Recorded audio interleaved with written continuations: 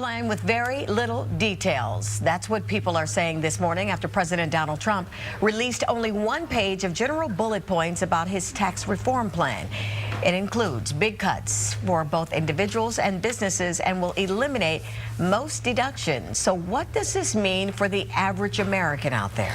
And here to help answer that question, Craig Bolanos, founder and CEO of Wealth Management Group. Craig, good to have you with us. Yeah, thanks. Great to be back on Fox. Okay, so what jumps off the page, I think, to most folks is the idea that the president wants to eliminate federal tax deductions for state and local income taxes. What do you make of that, and is that going to stick?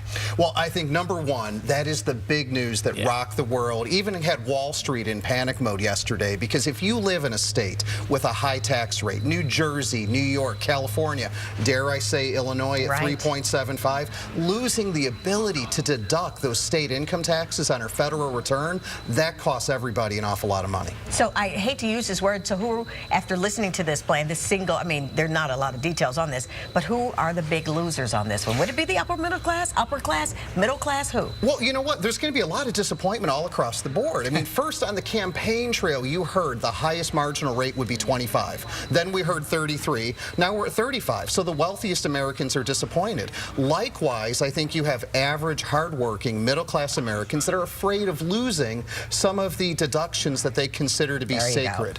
But overall, I will say this. Any form of tax code simplification has got to be a step in the right direction for the American people. Deductions like what? Well, I think there's a lot of little things. You know, we're going to protect the mortgage interest rate deduction. That was big.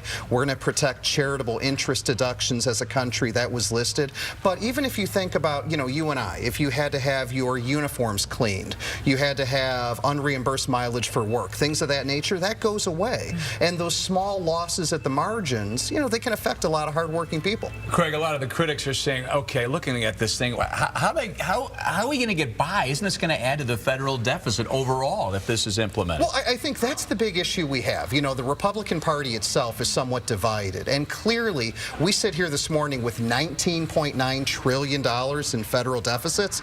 You go ahead and bring down revenues. Initially, the deficits are going to soar. So the big gamble is, will supply-side economics save the day, a.k.a. Ronald Reagan? Will it stimulate the economy by doing this? That's the big question mark, right? That's really the whole kit and caboodle right there. All right, what about tax brackets on this one? So, you know what? Eliminating this? Yeah, so, we're compressing. So, when I say we, the policymakers, right now there's 7 brackets. We're looking to go to 3. So I think, again, that goes back to my simplification. That part, at least, is a positive. Okay, we'll see where it goes. Craig, thanks for coming in. Thank you. We appreciate it.